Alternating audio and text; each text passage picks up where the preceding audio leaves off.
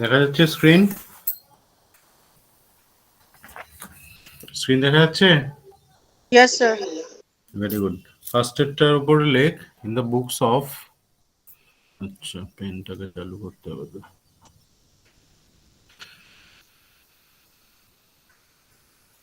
First এরটা হচ্ছে in the books of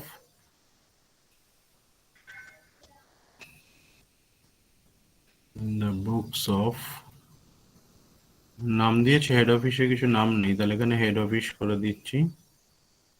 head office. আর আমরা এখানে করব কি করতে বলেছে, prepare new Delhi branch account.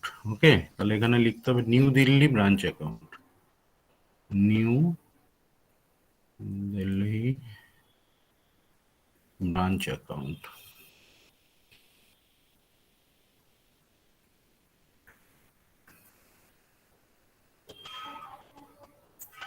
Debit credit লিখতে হবেই, ডেবিট ক্রেডিট না লিখলে সমস্যা। পার্টিকুলার্স, আর এখানেও পার্টিকুলার্স, এখানে amount rupees, amount rupees.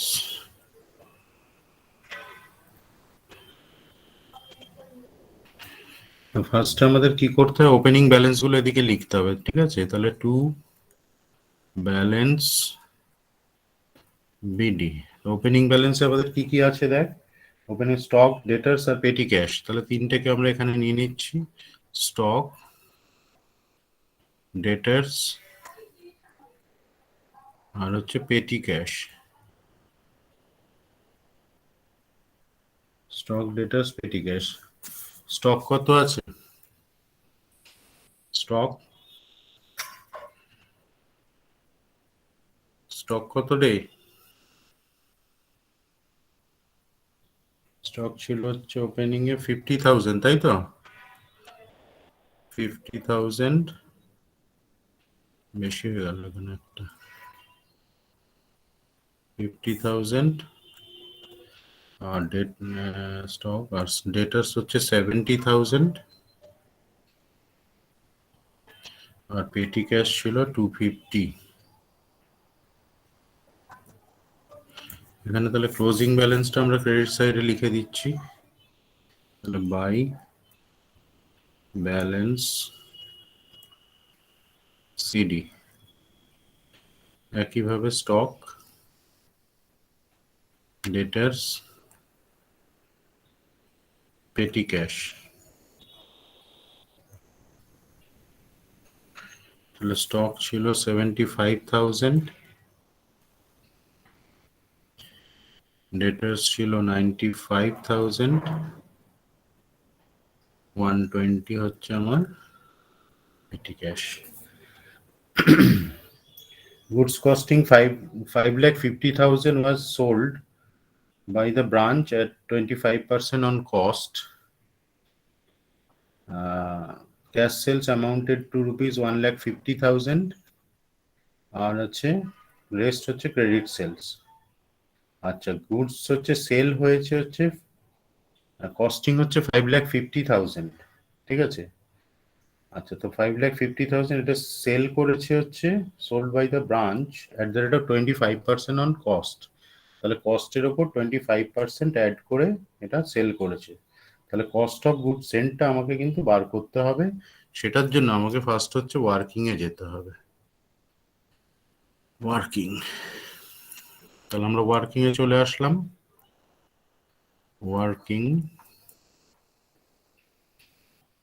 Workings, তো আগের দিন যেভাবে করিয়েছি, cost of goods sold equals to cost of goods sold equals to কি ছিল ফর্মুলা, তার মনে আছে? কস্ট অফ গুডস সোল্ড এর ফর্মুলাটা কি লিখেছিলাম আগের দিন? Sales minus gross profit. ঠিক আছে, ওপেনিং স্টক প্লাস হচ্ছে আমার good sent minus closing stock. Very good. তাহলে কস্ট অফ গুডস সোল্ড আমাকে দিয়েছে হচ্ছে 5,50,000, এটা দিয়ে দিয়েছে 5,50,000। আর ওপেনিং স্টক অফ গুডস ছিল আমার 50,000। তার সাথে আমার গুডস সেন্টটা আমাকে দেয়নি, তাহলে এটা গুডস সেন্ট থেকে যাচ্ছে। গুডস সেন্টটা আমাকে বার করতে হবে, cost of goods sent minus closing stock ছিল হচ্ছে 75,000। তাহলে ফাইনালি এটাকে অ্যাডজাস্ট করলে cost of goods sent, cost of goods sent calculation করলে আসছে কত, 5,50,000। তার থেকে হচ্ছে 50 মাইনাস হচ্ছে, আর এই 50 মাইনাস হচ্ছে 75 অ্যাড হচ্ছে, মানে 25 অ্যাড করলে যেটা হচ্ছে তার মানে 5,75,000। 5,75,000। তাহলে এটাকে আমাকে দেখাতে হবে কোথায়, এখানে দেখাবো, লিখবো টু বলে লিখবো, গুড সেন্ট টু ব্রাঞ্চ।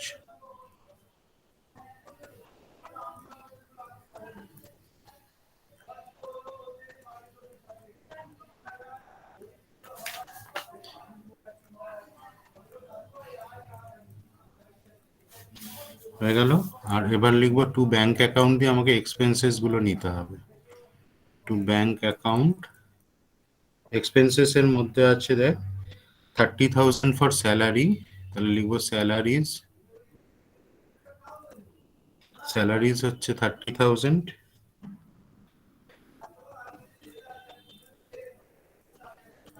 তারপরে আসছে হচ্ছে রেন্ট, রেন্ট হচ্ছে 12,000।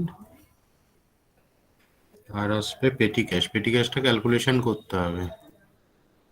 পেটি ক্যাশটা এখানেই দেখিয়ে দে ব্র্যাকেটে, এখানে দেখিয়ে দে আমার পেটি ক্যাশ ছিল হচ্ছে ওপেনিং এ, এই ক্লোজিং এর সাথে আমার এক্সপেন্সেস মাইনাস হচ্ছে, এখানে এক্সপেন্স হচ্ছে কত 8,000। তাহলে ক্লোজিং এ আছে আমার কত 120 প্লাস 8,000, মানে এক্সপেন্সেস মাইনাস ওপেনিং এ ছিল হচ্ছে 250। এভাবে দেখিয়ে দিতে পারিস। তাহলে আসছে 7,870 হয়ে গেল। আচ্ছা, এবার ক্রেডিট সাইডে আমাকে লিখতে হবে, যেটা আমি ক্যাশ সেলস যেটা হয়েছে আর collection from debtors by cash cash sales বলে লিখতে পারিস, বাই ক্যাশ সেলস করে দিই, ক্যাশ সেলস আমার কত দিয়েছে দেখ ওখানে বলে দিয়েছে কোশ্চেনে। ক্যাশ সেলস হচ্ছে আমার 1,50,000, তাহলে 1,50,000 ক্যাশ সেলস। আর কালেকশন ফ্রম ডেটার্সটা আমাকে কি দিয়েছে দেখে নে, এখানে কালেকশন ফ্রম ডেটার্স আমার আছে নাকি। কালেকশন ফ্রম ডেটার্স, কালেকশন ফ্রম ডেটার্স এর জন্য একটা ডেটার্স অ্যাকাউন্ট ওপেন করতেই পারিস তুই। ঠিক আছে, তাহলে একটা কি ওপেন করে নেবো লেজার অ্যাকাউন্ট, কালেকশন ফ্রম ডেটার্স আগের দিনের মতন Yes, করে sir. নিচ্ছি।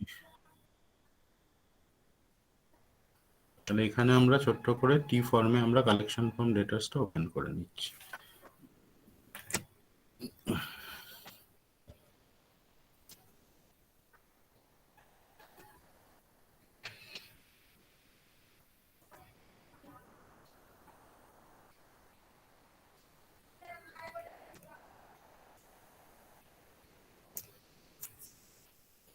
জাস্ট টি ফর্মে নিচ্ছি।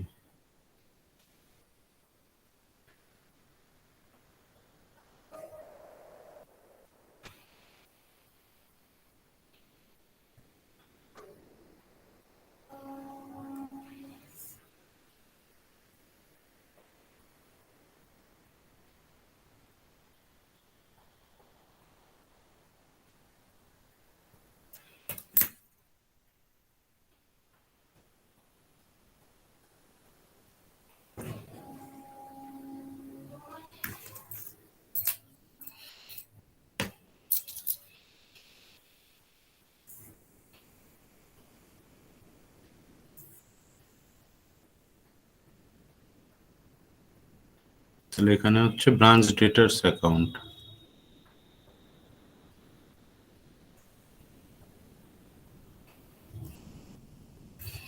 ডেবিট ক্রেডিটটা অবশ্যই লিখিস।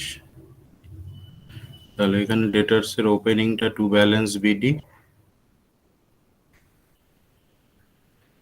ওপেনিং ব্যালেন্স ডেটার্স এর আমার ছিল হচ্ছে 70,000, বাই ব্যালেন্স সিডি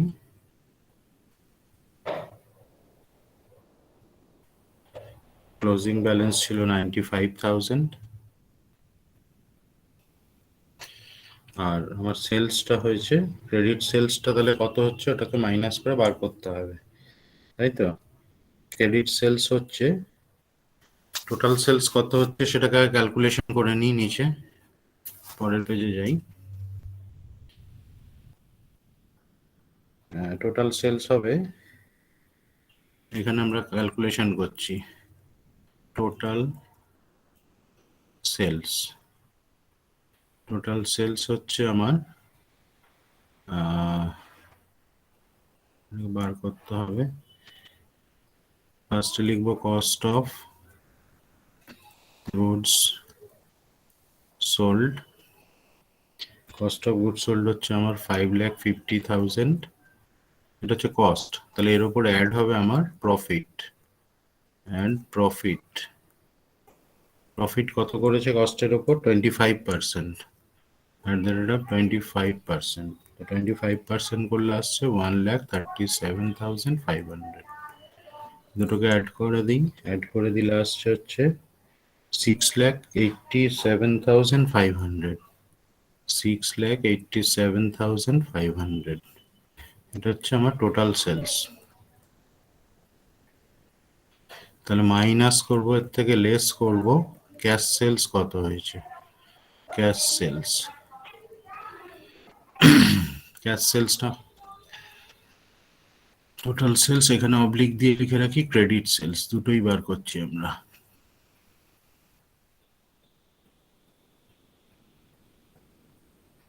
অ্যান্ড করে দিই টোটাল সেলস অ্যান্ড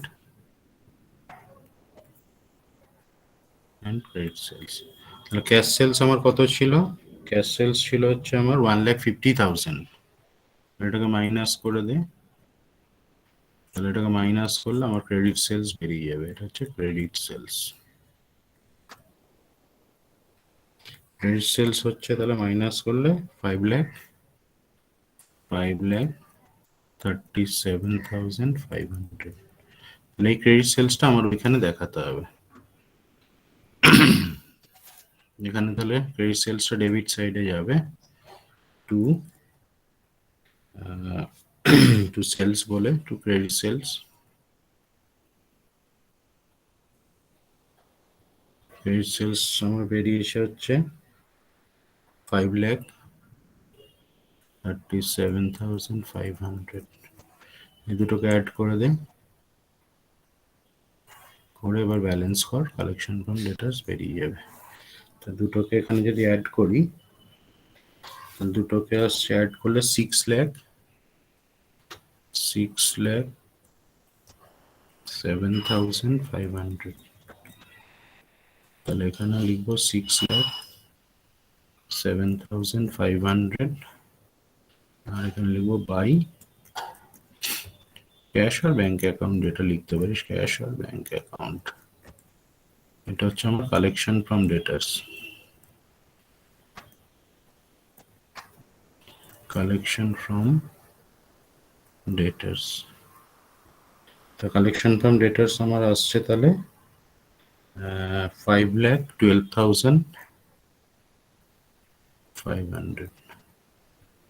ঠিক আছে, কারো অসুবিধা আছে? ঠিক আছে, তো এটা আগের দিনের মতন করেই হয়েছে, কোনো অসুবিধা নেই আশা করা যায়। তাহলে কালেকশন ফ্রম ডেটার্সটা আমাকে এখানে ক্রেডিট সাইড লিখতে হবে, হচ্ছে কালেকশন ফ্রম বাই, বাইও লিখতে পারিস, কালেকশন ফ্রম ডেটার্স, বা ব্যাংক অ্যাকাউন্টের আন্ডারে এটা দুটোকেই দেখিয়ে দিতে পারিস, আগের দিন যেরকম করেছিলাম। কালেকশন ফ্রম ডেটার্স হচ্ছে আমার 5,00,000 12,500। তাহলে আমার ক্রেডিট সাইডে যা যা আসার এসে গেছে, ডেবিট সাইডে যা যা আসার এসে গেছে, দেন এটাকে আমাকে ব্যালেন্স করতে হবে। তাহলে এখানে ফার্স্ট হচ্ছে টোটালটা করব আমরা। টোটাল করলে আসছে 8,32,620, 832,620। আর ব্যালেন্স আসছে আমার মনে হচ্ছে 87,500 এরকম আসবে। টু, এখানে লিখবো general profit and loss account.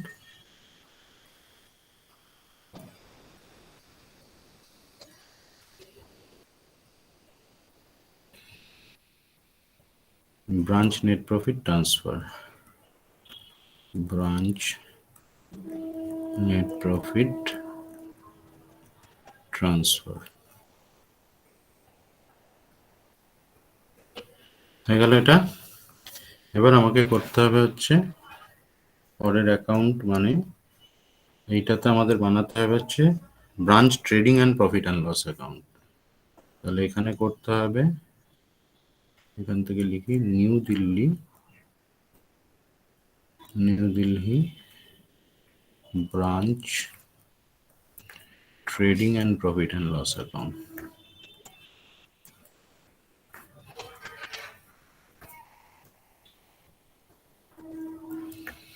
And loss account for the year ended.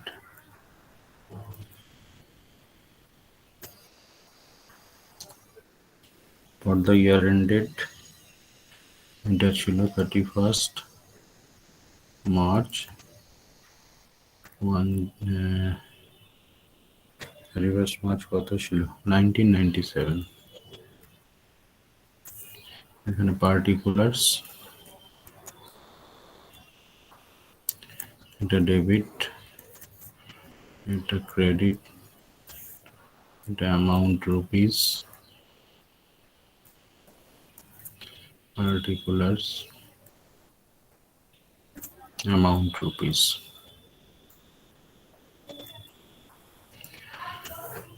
আচ্ছা, প্রথমে ট্রেডিং অ্যাকাউন্টে জানিস কি আসে, প্রথমে ওপেনিং স্টক, ওপেনিং স্টক আর ডাইরেক্ট এক্সপেন্সেস কিছু থাকলে আসবে। ওপেনিং স্টক হচ্ছে 50,000। তাহলে ক্লোজিং স্টকটা, আচ্ছা আমরা ট্রেডিংটা এখানে কমপ্লিট করে দেবো আমরা, আর নিচে করবো হচ্ছে পিএল। হ্যাঁ, ট্রেডিং অল্প জায়গা লাগবে এখানে। তাহলে by closing stock,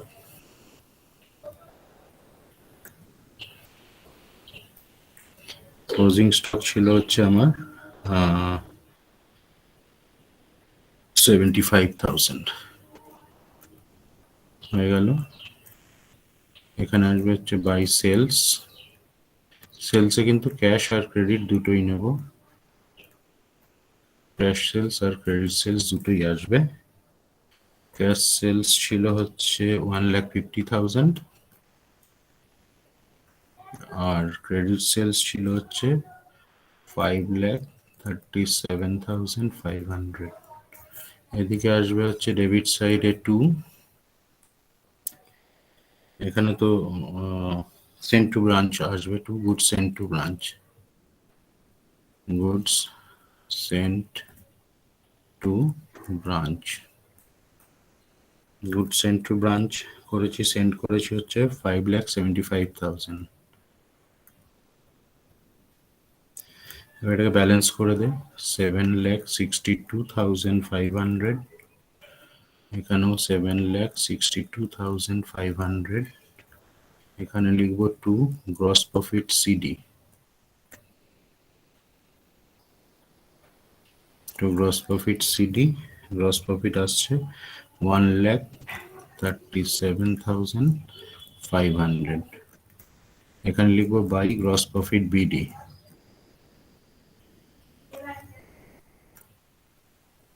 gross profit b d 1,37,500। Debit side এবার ইনডাইরেক্ট এক্সপেন্সেস গুলো আসবে। স্যালারিজ, স্যালারিজ ছিল হচ্ছে 30,000, to rent 12,000, to petty expenses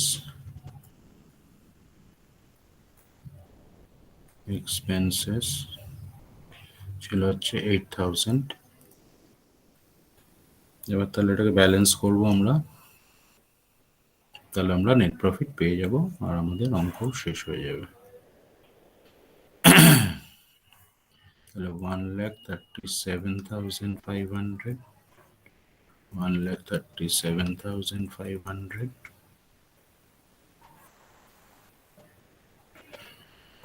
balance করলে যেটা বেরোবে সেটাকে লিখব 2।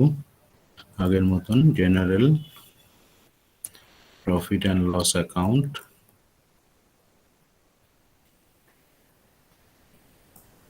এখানে লিখবো আমরা ব্রাঞ্চ